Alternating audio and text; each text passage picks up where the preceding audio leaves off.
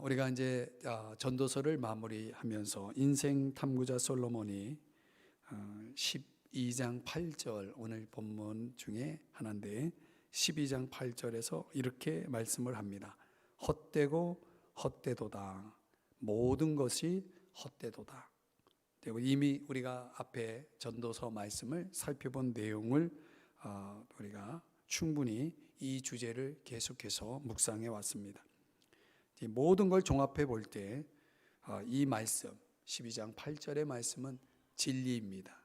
진리입니다. 이제 솔로몬이 본 결론 부분에 와서 인생이 헛되다라고 하는 것, 인생이 헛되다라고 하는 것을 정리하면서 그 인생의 헛됨을 해결하는 삶을 제안하고 있습니다. 그것이 무엇일까요? 첫 번째는요, 즐거운 삶을 향유하는 것입니다. 즐거운 삶을 향유하십시오. 누리십시오. 자, 7절 말씀 다시 한번 보면요. 빛은 실로 아름다운 것이라 눈으로 해를 보는 것이 즐거운 일이로다. 이렇게 말씀하죠. 즐거운 일이다. 눈으로 해를, 저 태양을 보는 것이 즐거운 일이다. 창세기 1장 3절의 말씀에 보면은 하나님이 이르시되 빛이 있으라 하시니 빛이 있었고 4절 빛이 하나님이 보시기에 좋았다 이렇게 말씀하고 있거든요. 그러니까 하나님은 빛을 보시면서 좋아하셨다는 거죠. 여러분도 좋으시나요? 예. 이 가을 하늘을 보면은 더 그런 것 같아요. 하나님이 창조하신 이 자연을 보면서 특별히 이 낮에 그 찬란한 태양빛을 볼 때마다 여러분들 어떤 느낌을 갖습니까? 또 밤에 빛나는 여러분 하늘의 별빛을 여러분 볼 때에 여러분 어떤 느낌이 있습니까? 좋습니까? 예. 요즘은 이렇게 하늘을 자주 보게 되는 것 같아요. 전에는 그냥 정신없이 앞만 보고 이렇게 달려가는 그런 시간이 많았다면 요즘은 하늘을 자주 보게 되어지는 것 같습니다. 여러분은 어떤지 모르겠습니다. 이 빛을 주신 이유가 뭡니까? 하나님이 왜 우리에게 빛을 주셨을까요? 오늘 본문에서 답을 찾으면 즐거워하라고. 하나님이 오늘 본문의 말씀 안에서 우리가 답을 찾는다면 즐거워하라고. 우리의 즐거움을 위해서 하나님이 빛을 주셨다라고 말씀하고 있거든요. 인생의 즐거움을 향유하라고 주신 것입니다. 이 성경 전도서가 또 어떤 면에서 보면 우리 신앙인들에게 정말 올바른 어떤 범주 안에서 올바른 방법으로 우리가 충분히 삶을 즐길 수 있는 특권을 주셨다라고 가르치고 있는 거죠. 우리의 인생을 충분히 즐길 수 있도록 하나님께서 우리에게 그런 특권을 주셨다. 즐길 수 있는 특권을 주셨다. 오늘 이 본문의 말씀 안에도 그런 개념이 있다는 것입니다. 그러니까 너무 신앙생활 속에서 너무 금욕적인 삶에 빠지지 않도록 우리가 주의할 필요가 있습니다. 금욕적인 것이 잘못된 것이 아니라 그것 때로 필요하죠. 우리가 때로는 힘들고 어려울 때 어떤 상황에서 어떤 일 앞에서 정말 금식하면서 기도하고 여러 가지 삶에 우리가 좋아하는 것들을 절제해 가면서 이렇게 살아가는 것들은 참 우리에게 굉장히 필요한 훈련이고 중요한 경건 생활의 방법입니다. 그러나 그것만이 예수를 잘 믿는 것은 아니다. 오늘 본문 속에서는 즐기는 것도 우리가 예수를 잘 믿는 삶의 그 범위 안에 들어와 있는 거예요. 우리가 즐겁게 사는 것도 필요하다는 것이죠. 웨스트민스터 신앙 고백 가운데 첫 번째 고백이 여러분 아시나요? 하나님을 사랑하고 또 하나님을 영원히 즐기는 것이다. 이렇게 그 웨스트민스터 신앙 고백에 보면 나옵니다. 그러니까 우리가 예수님을 믿고 또 그분을 섬기는 삶이야말로 즐거운 거 아니겠습니까? 저는 이렇게 목회하는 것이 참 즐겁습니다.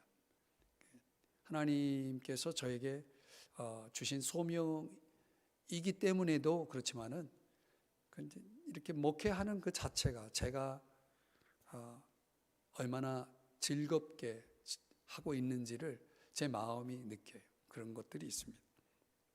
제가 목회를 하기 때문에 저에게만 해당되는 건가? 여러분들은 이렇게 예수님을 믿고 예수님을 섬기고 또 예수님 앞에 나와서 이렇게 예배드리고 이런 것이 즐겁지 않습니까?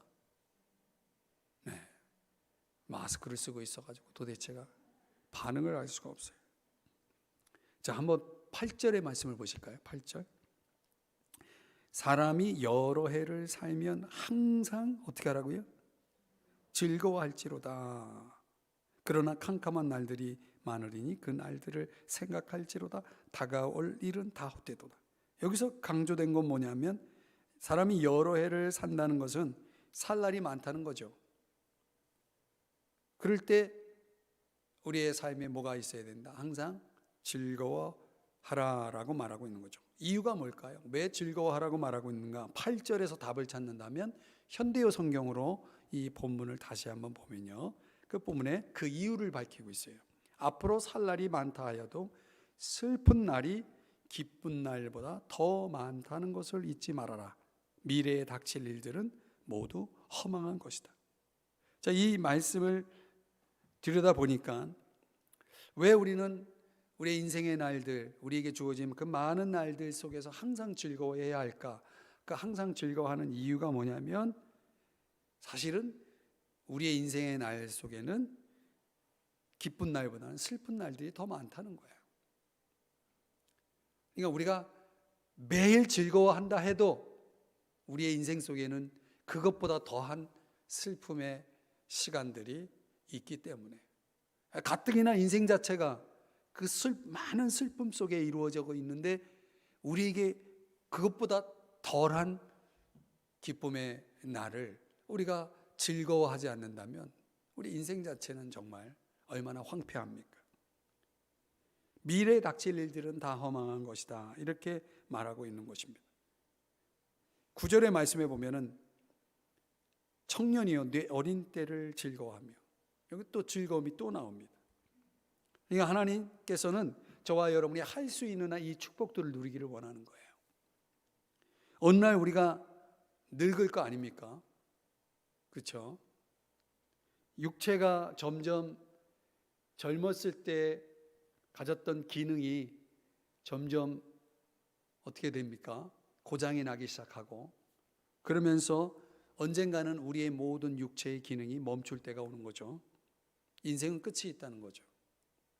인생의 수많은 날들 속에 언젠가는 우리가 죽음 앞에 서게 될 터인데, 오늘 이 본문의 말씀에 따르면은 어떻든 선물로 주어진 오늘 현재 우리의 삶이 우리에게는 최선이 되어야 되겠고 또한 즐거움이 되어야 한다라는 말씀을 하고 있는 거예요.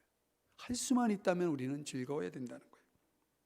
그렇다고 해가지고 즐거워하자라고 해가지고 내일 죽을 것이니까 오늘 먹고 마시자, 이런 태도를, 이런 세속적인 태도를 가지라는 말씀의 의미는 아닙니다. 오히려 우리는 바울과 같은 태도를 가져야 돼요. 빌립보서 1장 21절의 말씀에 보면 한번 같이 읽어볼까요? 시작. 이는 내게 사는 것이 그리스도니 죽는 것도 유익함이라. 이런 태도 속에서 우리가 인생을 살면서 오늘 본문 말씀처럼 우리가 항상 즐거워하면서 사는 거예요.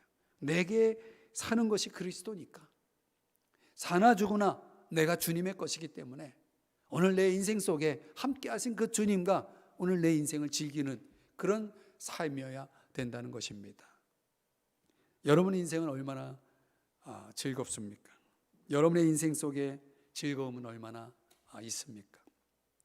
그 즐거움은 우리가 인생을 사는 동안 우리에게 주어진 즐거움이라는 것이 도대체 구체적으로 어떤 것일 수 있는가에 대해서 전도자 솔로몬이 이미 앞에서 몇 가지 예를 들어줬거든요.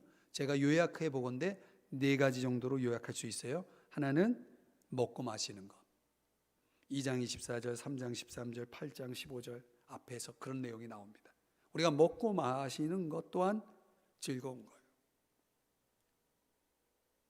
오늘 이 설교를 하면서 제가 굉장히 좋아요.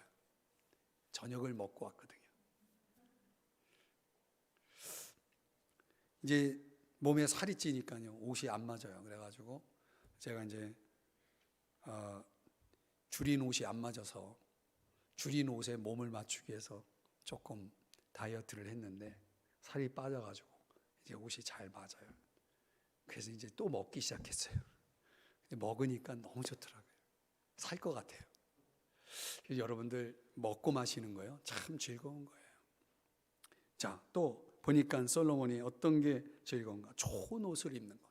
여러분, 여러분의 집에는 여러분의 옷이 많겠죠. 뭐 많고 적음이 숫자적인 문제가 아니라 여러분이 좋아하는 옷들이 있겠죠. 그런 좋은 옷을 입고 또 화장을 하고 향수를 뿌리고 뭔가 내 몸을 이렇게 단장하는 것도 이건 즐거움을 향유하는 것 중에 하나예요. 이런 즐거움이 있는 거죠. 내 몸을 아름답게 가꾸는, 내 몸을 건강하게 가꾸어 나가는 것들, 이런 것들이 결국은 우리에게 즐거움이 될 수 있다. 전도자 솔로몬이 말하는 거예요. 9장 9절에서는 이렇게 함께 결혼해서 가족과 함께 하는 것, 이것도 참 우리가 즐거움을 향유하는 것 중에 하나죠. 그다음에 참 제가 좋아하는 네 번째, 이게 뭐냐면 2장 24절, 3장 22절, 5장 18절의 말씀에 보면 내가 하고 있는 일에 대해서 만족하는 이런 즐거움. 저 같은 경우는 목회에 대해서 만족하는 것. 여러분들은 여러분의 일상 속에서 여러분이 하고 있는 직업, 또 사업, 어떤 분야의 일들이 있을 거죠. 또 여러분들이 개인적으로 또 가지고 있는 어떤 뭐 취미일 수도 있고, 그것이 어떤 일이든 간에, 또 여러분들이 교회 안에서 어떤 봉사를 할 때 여러분에게 주어진 직임에 대해서 그 일들을 하면서 굉장히 즐겁게 하는 것, 참 그게 참 저는 중요하다고 봅니다. 근데 즐겁다는 건 만족한다는 뜻이죠. 만족한다는 건 즐겁다는 뜻이죠. 그런 것이 우리의 삶 속에 있다는 건 얼마나 큰 축복인지 몰라요. 그걸 향유하는 것이 하나님 뜻이라는 거예요.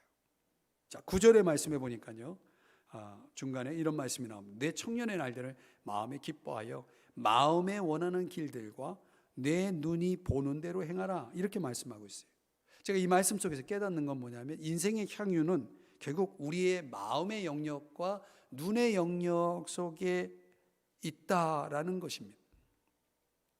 그러니까 즐거움은 어디에 있어야 되냐면 마음에 있어야 되고 우리 눈에도 있어야 되는 거죠. 우리가 어떤 걸 봄으로 인해서 즐거움이 생기는 거죠. 그래서 제가 이제 이 말씀을 준비하면서 다시 한번 이 마음의 즐거움, 눈의 즐거움을 위해서 이걸 하나님께서 우리에게 주신 특권이다라고 하는 이 말씀대로 내 인생을 즐기기 위해서 하나님 주신 이 특권을 내가 누려야 되겠다. 먼저는 감사해야 되겠고, 이런 즐거움을 주신 하나님의 은혜에 감사하고 또 그 즐거움을 향유하는 그런 삶을 살아야 되겠다. 왜? 그것이 인생의 헛됨을 해결하는 삶의 열쇠라는 거죠. 내가 인생이 헛되다라고 하는 이 문제를 해결하기 위해서는 내 인생은 즐거움을 향유할 수 있어야 되는 거죠. 그것을 위해서 여러분 즐거운 인생이 되시기를 축복합니다.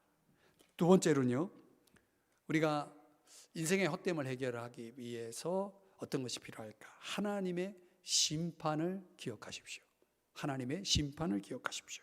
9절 끝부분에 보니까 그러나 이렇게 시작하죠. 여러분 한번 읽어볼까요? 시작. 그러나 하나님이 이 모든 일로 말미암아 너를 심판하실 줄 알라. 자, 이제 앞에 첫 번째와 연결됩니다. 우리가 우리의 인생에 있어서 즐거운 삶을 향유해야 되겠지만 인생을 즐겁게 살면서도 우리가 한 가지 사실을 기억해야 한다는 거죠. 그게 뭐냐? 내 모든 행동과 내 모든 삶의 결과에 대해서 우리가 하나님 앞에 뭐예요? 심판을 받는다는 사실을 염두하면서 이것을 염두에 두고 우리가 즐겨야 된다는 것입니다. 그러니까 그 즐김 속에 우리가 하나님의 심판을 기억하게 되면 어떤 삶이 따라오냐면 부끄럽지 않게 즐기게 되어 있는 거죠. 그러니까 우리가 즐겁게 살자라고 하는 그 자체만 두면은 이거는 완전히 쾌락주의자죠. 인생 성경은 하나님은 쾌락주의를 우리에게 권면하지 않습니다. 그러니까 쾌락주의가 아닙니다. 인생을 즐겁게 살면서도 우리는 주님 앞에서 부끄럽지 않게 있어야 됩니다. 부끄럽지 않게 즐겨야 됩니다. 그러니까 내가 어디서 무엇을 즐기고 있을 때 주님이 그 현장에 나타났어도 부끄럽지 않는 그 어떤 것을 어떤 곳에서 우리가 즐길 수 있어야 되는 거죠. 주님이 나타나면 당황할 수 있는, 주님이 나타나신다면 부끄러울 수 있는 그 어떤 것을 내가 즐기고 있다면 그것은 분명 우리가 잘못된 방향으로 가고 있는 거죠. 그 여기서 말하는 하나님의 심판은 도대체 언제 임한다는 말일까요? 장차? 우리가 죽어서? 아니 천국 가서? 아니에요. 이 문맥상을 보면 우리가 사는 동안에 현재적으로 잠정적으로 우리에게 주어질 심판을 얘기해요. 현재적인 심판이 있다는 거죠. 우리가 로마서를 공부하신 분들 여러분 기억나시는지 모르겠지만 이 현재적인 심판은 로마서 1장 2장에서 소개합니다. 어떤 경우에는 내버려 두심으로, 그 잘못된 길을 가고 있는 자를 내버려 두심으로 인해서 그 잘못된 길에 대한 결과를 받게 하는 것, 그런 거죠. 그러니까 우리가 어떤 잘못된 판단을 내려서 잘못된 길을 갈 때에 하나님의 현재적인 심판이 때로는 그것을 그냥 내버려 둔다는 거죠. 어떻든 중요한 거는 하나님의 심판이 미래적인 심판도 있지만은 오늘 본문에서 강조하고 있는 거, 하나님의 심판을 기억하라는 것은 지금 내가 지금 이 현장 속에서 현재 속에서 하나님의 심판이 내게 임할 수 있다라고 하는 것을 우리가 기억하는 것입니다. 이것이 이런 의미가 될 때 10절이 연결됩니다. 한번 10절을 보실까요? 자, 10절. 그런즉 근심이 내 마음에서 떠나게 하며 악이 내 몸에서 물러가게 하라. 어릴 때와 검은 머리의 시절이 다 헛되니라. 자, 현대어 성경으로 한번 밑에 있는 세 줄 여러분들이 같이 한번 읽어봅니다. 시작.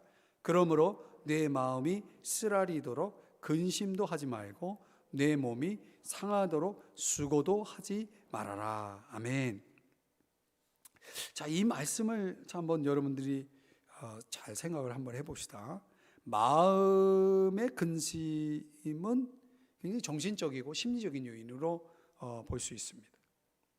그러니까 우리가 마음의 근심이 딱 생기면, 있게 되면 뭐가 사라질까요? 우리 앞에서 살펴보면 뭐가 사라질까요? 즐거움이 사라지죠. 즐거움을 다 빼앗아 갑니다.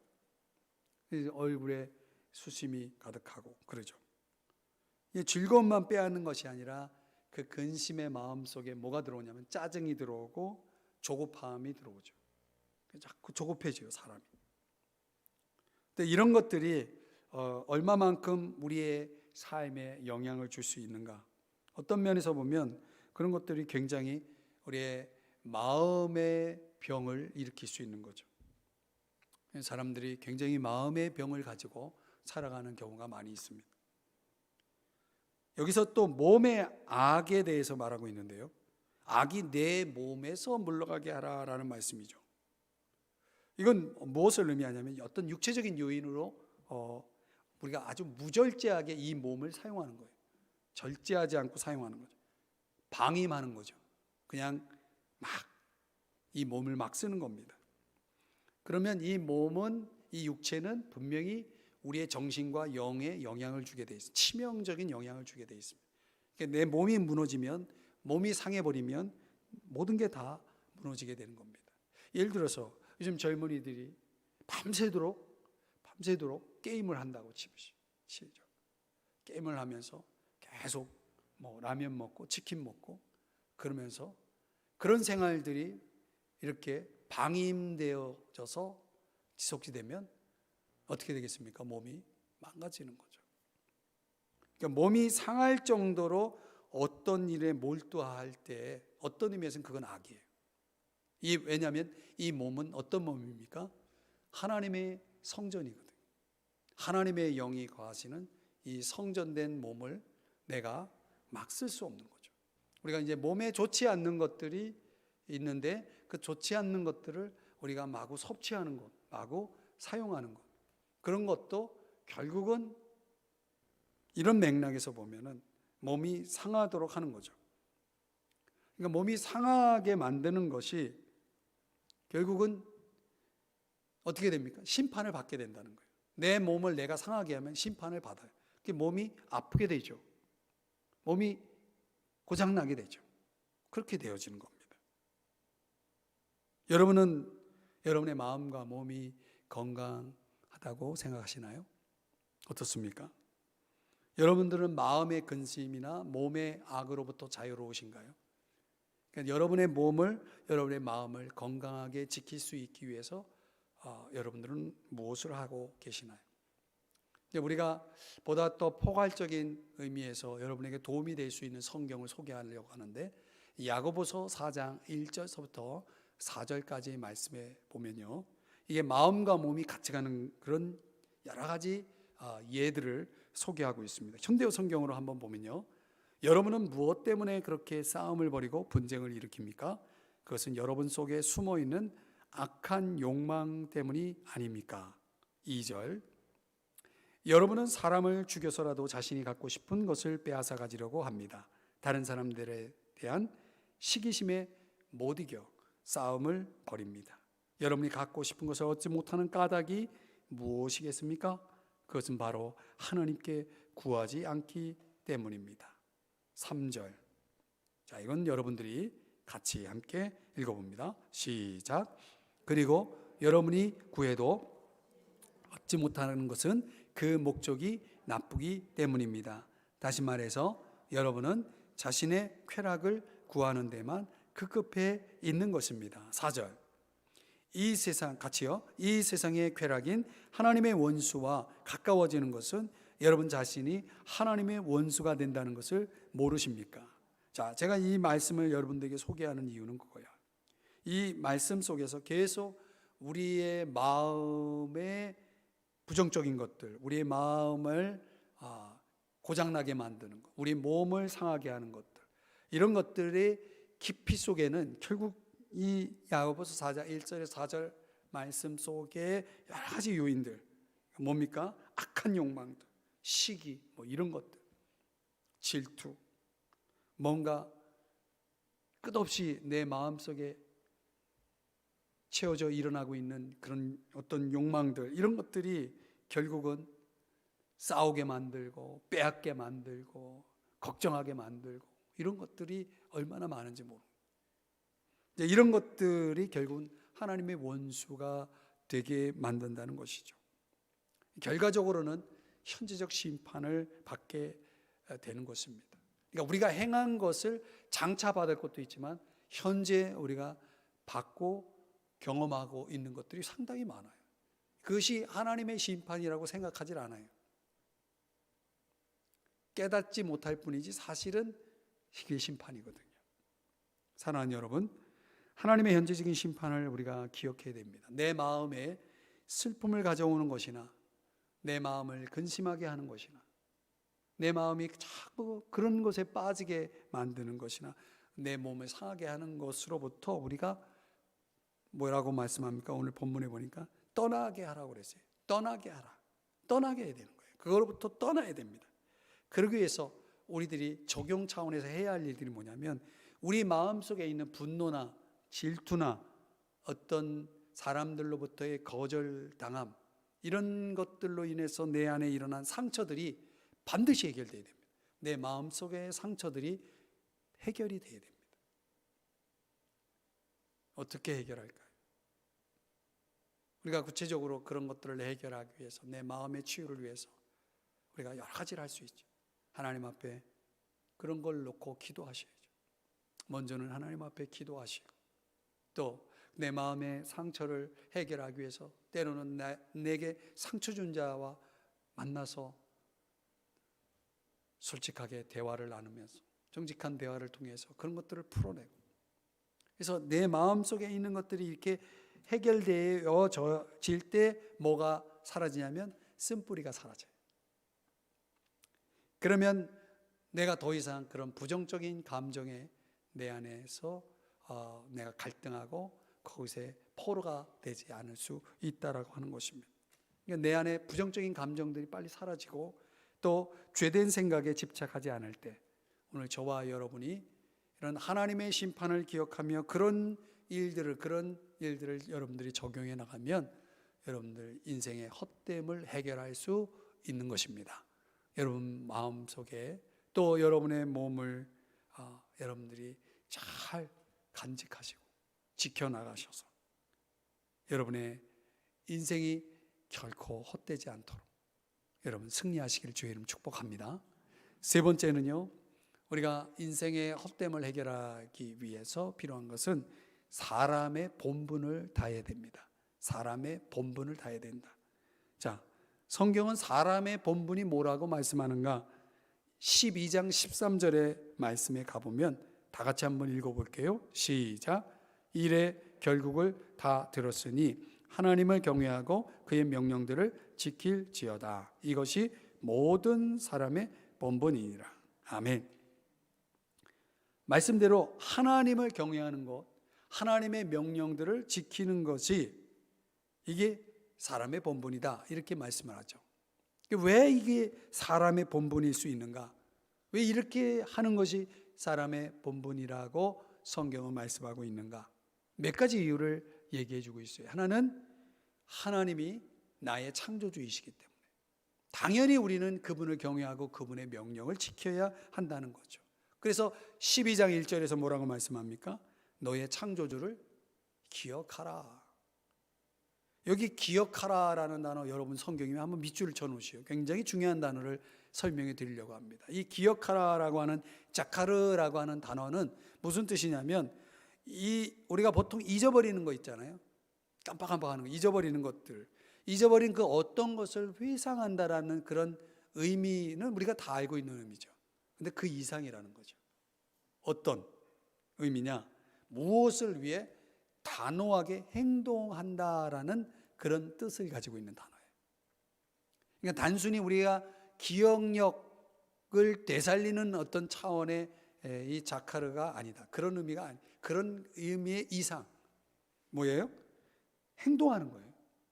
기억하라라고 하는 것은 뭔가 무엇을 위해 단호하게 행동하는 것이다. 그래서 척 스미스 목사님은 기억이란 척 스윈돌 목사님은 기억이란 다른 사람을 위해서 행하는 단호한 행동이다, 이런 말을 했습니다.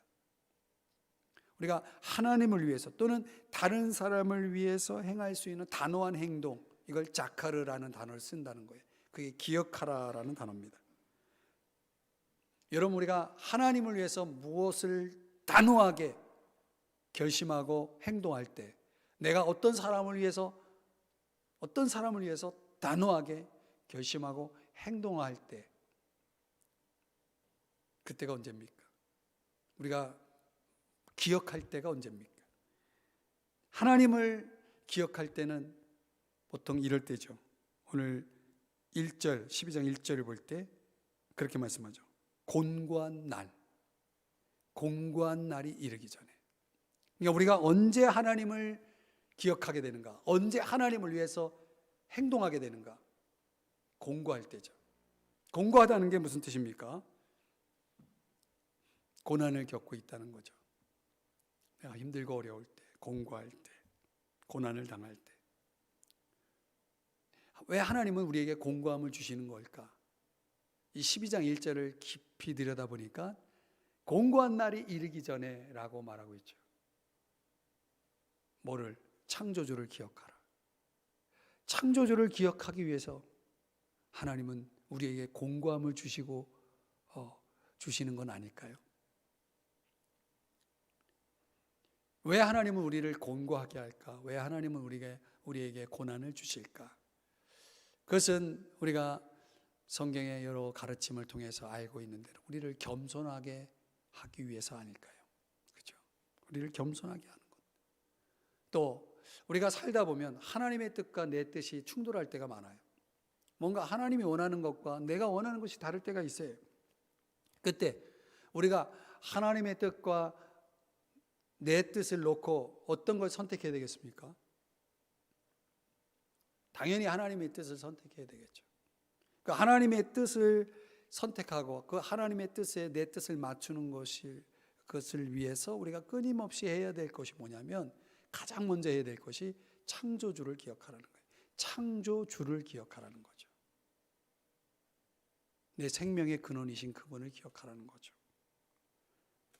당연히 기억하라라고 하는 것은 단호한 행동이라면 좀 성경의 언어로 또 우리 신앙의 언어로 바꾼다면 헌신한다는 뜻이에요. 그게 헌신한다.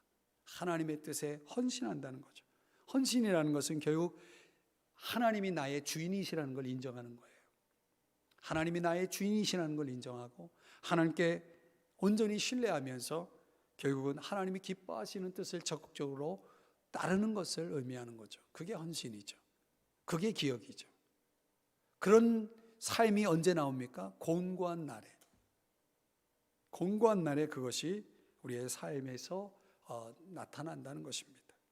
우리 삶에는 굉장히 많은 문제들이 생겨 있는 경우, 그 많은 문제들이 생기는 경우 속에서 결국 우리는 뭘 많이 하냐면 근심을 많이 하죠. 후회를 많이 하죠. 내 인생의 한계 속에서 피해 의식을 갖게 되죠. 계속 근심은 늘어나는 거죠. 계속 근심은 늘어나는 거죠. 근심이 나를 완전히 지배할 만큼 근심은 커져갑니다. 이 근심은 우리에게 쓴뿌리를 또 원망이라는 쓴뿌리를 만들어서 그것이 계속해서 내 안에서 원망이라는 이 나무가 자라게 만들죠. 그래서 결국엔 그게 폭발하는 거예요. 가만히 보세요, 여러분. 지금 말씀드린 이런 것들이 결국 폭발하면요, 시원해지는 게 아니라 상해요. 상처를 받아요. 폭발하면서 상처를 받는다는 거예요. 그래서 이런 것들을 해결할 수 있는 유일한 오직 한 가지는 창조주를 기억하라는 거예요. 그 창조주를 기억할 때 우리가 어떻게 될 수 있냐면 하나님의 뜻에 맡길 수 있게 되는 거죠. 하나님 뜻에 맡길 수 있고 하나님의 뜻을 따라서 내가 헌신할 수 있게 되는 겁니다. 그러면 근심도 사라지고 후회도 사라지고 원망도, 그런 모든 것들이 해결되어지는 겁니다. 그래서 나의 창조주라는 이 사실을 우리가 알 때 우리는 진정 하나님을 경외하고 그의 명령들을 지키는 사람의 본분을 다할 수 있다는 거예요. 또 하나는 우리가 왜 하나님을 경외하고 그의 명령들을 지키는 것이 사람의 본분인가? 그것은 내 삶의 끝과 심판을 주관하시기 때문이다. 누가? 하나님이요. 하나님, 그분이 내 삶의 끝을 결정하시는 분이거든요. 내 삶을 심판하시는 심판의 주가 되시는 분이거든요. 그런 것들을 우리는 어떻게 깨달으면서 살아가게 되느냐? 그게 12장 2절에서 7절까지의 말씀이 그 설명입니다. 2절 말씀을 한번 12장 2절을 보면은 여기 해와 빛과 달과 별들이 어둡기 전에 빛 위에 구름이 다시 일어나기 전에 그리하라, 이런 말씀이 나오죠. 이게 뭐냐면 무슨 말이냐면 쉽게 풀었으면 이런 말이에요. 신경통이 사라지니까 두통이 오고, 두통이 사라지니까 치통이 오고, 치통이 사라지니까 요통이 온다. 그래서 빛 뒤에 계속 구름이 끼어 있는 거예요. 그러면 여러분 조금 어디 수술하거나 어디 다친 부위가 있는 분들은 아시죠? 비가 오고 그리고 또 계속 구름이 끼어 있으면 어떻습니까? 찌뿌둥하지 않습니까? 이게 2절 말씀이 그거예요. 그걸 의미하는. 우리가 이제 내 인생의 끝과 심판을 결정하시는 하나님을 알게 하기 위해서 하나님께서 보여주시는 우리 안에서 일어나는 증상들이, 그 첫 번째가 찌뿌둥입니다. 두 번째 3절 여기 보니까 그런 날에는 집을 지키는 자들이 떨 것이며, 이 집을 지킨다 할 때 이 집은 우리 육체를 말합니다. 우리 육체가 뭐예요? 떨어요. 그래서 여러분 손발이 점점 덜덜덜 떨리기 시작할 때가 오죠. 또 힘 있는 자들이 구부러져요. 우리 몸이 점점 구부러지지 않습니까? 맷돌질하는 자들이 적음으로 그칠 것이며, 이 맷돌이라는 것은 치아를 얘기합니다. 이빨이 빠지죠? 약하죠? 씹히지가 않죠? 그래서 어떻게 해요?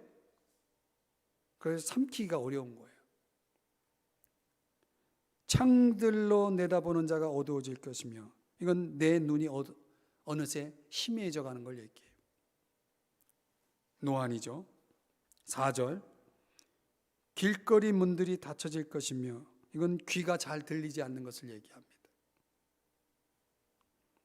지금 막 공감이 되시는 분들이 있고 아직은 아니다 생각하시는 분들이 있습니다. 또 맷돌 소리가 적어진다는 것은 식욕이 떨어진다는 걸 얘기해요. 맷돌 아까 치아라고 그랬잖아요. 그러니까 되게 식욕이 떨어지는 이유는 소화가 안 되는 거죠. 소화가 안 되는 이유는 잘 씹지 못하기 때문에 우물우물 하다가 삼켜버리는 거죠. 여기 새 소리를 인하여 일어날 것이며, 노인들이 이제 연세 드신 분들이 잠이 없어지잖아요. 새 소리에 잠이 깰 정도로 바스락거리는 소리에도 민감하게 반응하는 그 상태를 보여줍니다. 음악하는 여자들은 다 세워야진다. 이건 노인들의 목소리가 점점 낮아진다는 것을, 목소리가 낮아지는 것을 의미합니다. 5절, 그런 자들은 높은 곳을 두려워할 것이며, 이게 무슨 뜻이냐면 노인들은 평평한 곳을 좋아하고 높은 곳을 두려워한다고 그러죠. 이거는 뭘 의미하냐면 인생의 모험을 하기를 주저한다는 거죠. 나이가 들수록 모험을 하는다는 것은 참으로 어려운 일입니다. 젊은 사람들처럼 그렇게 새로운 일을 대시하기가 어려운 거예요.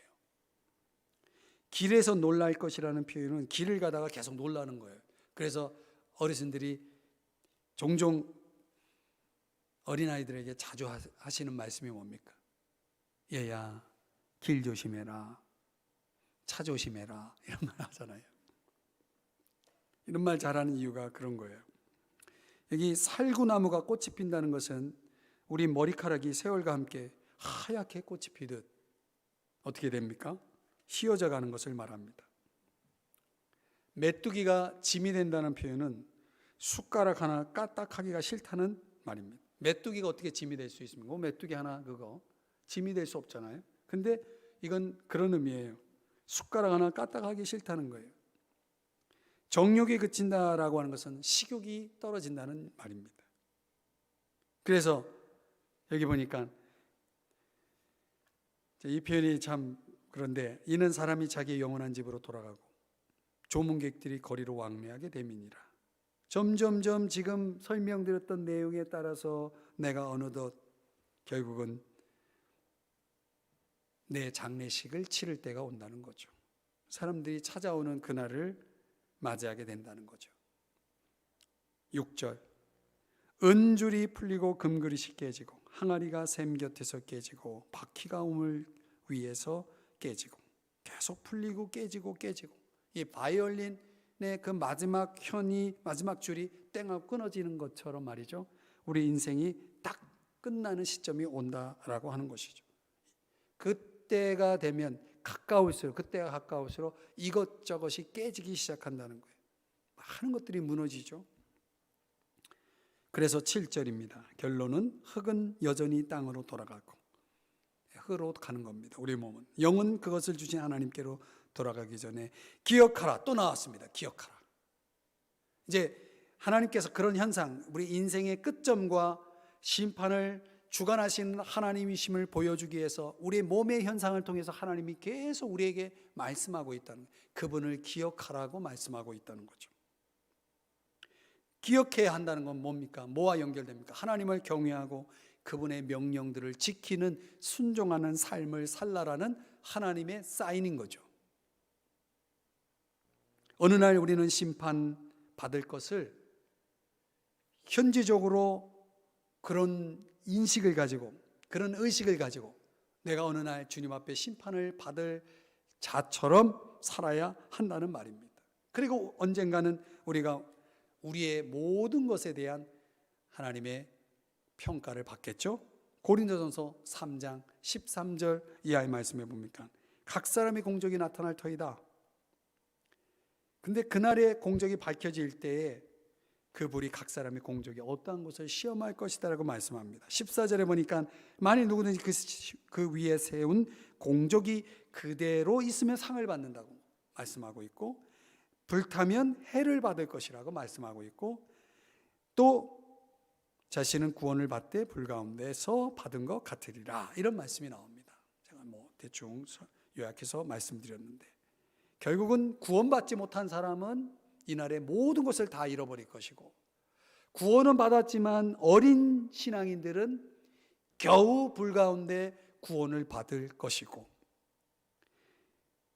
여기 말씀하는 것처럼 공적이 남아있는 사람, 즉 하나님의 축복을 누리면서 주님을 영화롭게 하기 위해서 정말 충성되게 그분을 위해서 살아온 인생을 하나님은 그날의 풍성한 상으로 갚아주실 것을, 공적이 있을 것을, 상이 있을 것을 말씀해 주고 있다는 것입니다.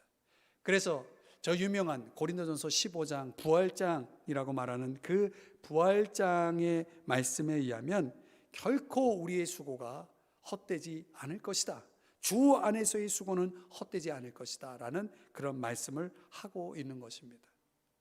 여러분, 우리가 인생의 공허, 인생의 헛됨을 우리가 극복하고 해결하기 위해서 저와 여러분들이 해야 될 것은 결국은 우리 인생의 끝점, 종말을 향해 가고 있는 우리의 인생 속에서 우리가 이것을 기억해야 된다는 거죠. 주 안에서의 수고가 헛되지 않다는 것을 기억해야 된다는 거죠. 그렇다면 그렇게 살아가는 인생, 주 안에서 수고하며 살아가는 인생이라면, 오늘 전도서의 표현대로 하면 하나님을 경외하고 그의 명령들을 지키는 인생길을 걸어가는 사람들이라면, 인생은 50이 됐든 60이 됐든 70이 됐든 80이 됐든 100세가 됐든 인생의 길이와 상관없이 그 인생은 결코 헛되지 않은 것이며 유의미한 인생이 된다는 사실을 말씀해 주는 것입니다. 9절에서 12절까지, 마지막 9절에서 12절까지에 왜 사람의 본분이 하나님을 경외하고 또 그의 명령들을 지키는 것이냐라고 말씀하냐면, 사람에게 무엇을 주셨냐면 성경을 주셨기 때문이다. 9절에서 12절 지혜자의 말씀을 우리에게 주셨다. 그렇게 살 수 있도록, 어떻게 하나님을 경외하며 그의 명령들을 지킬 수 있도록 우리에게 성경을 주셨기 때문이다. 그 근거를 제시했기 때문에 그래서 오늘 본문의 말씀 속에 보면은 찌르는 채찍처럼 우리의 행동을 일깨우고 잘 박힌 모처럼 생명의 진리를 우리의 머릿속에 쏙쏙 들어오도록 하나님께서 누구를 선물로 주시냐면 스승들을 선물로 주신다는 거죠. 말씀의 교사들을 주셔서 우리로 하여금 그 유일한 권위의 책인 성경 말씀을 배우게 하고, 그것을 통해서 하나님을 경외하는 법을 배우게 하고, 하나님의 명령들을 깨달아서 그걸 지켜나갈 수 있도록 하나님께서 그런 모든 자원들을 우리에게 허락하셨다는 거예요. 그러니 당연히 그것은 사람의 본분일 수밖에 없는 거죠. 자, 오늘 이 본문의 말씀 속에서 여러분에게 어떤 깨달음이, 어떤 레마의 말씀이 주어졌는지요, 결론을 맺어 보겠습니다. 인생의 헛됨을 해결하기 원하시나요? 그렇다면은 하나님께서 허락하신 이 삶의 즐거움을 누리셔야 됩니다. 즐겁게 사십시오. 하나님이 우리에게 주신 특권 안에서 즐겁게 사십시오. 단 그 기쁨과 즐거움이 하나님으로부터 왔다는 걸 잊지 마십시오. 하나님으로부터 왔다. 그래서 우리가 항상 즐거울 때나 공부할 때나 창조주를 기억하며 살아야 됩니다. 그리고 여러분의 마음을 하나님께 집중하시고 또 그분의 말씀 앞에서 여러분이 헌신하셔야 됩니다. 그게 사람의 본분이에요. 우리의 본분이에요. 그리할 때 내 삶의 최후의 숨결이 끊어지는 어떤 순간이 오겠죠. 그걸 결정하실 하나님이 그 때를 지금 아실 테니까요. 그날 우리에게 주셨던 생명을 다시 거두어 들이시는 마지막 주님의 음성이 들려올 거예요. 내게 오라고 말씀하실 때가 분명히 옵니다. 그때 우리가 주님 앞에 서겠죠.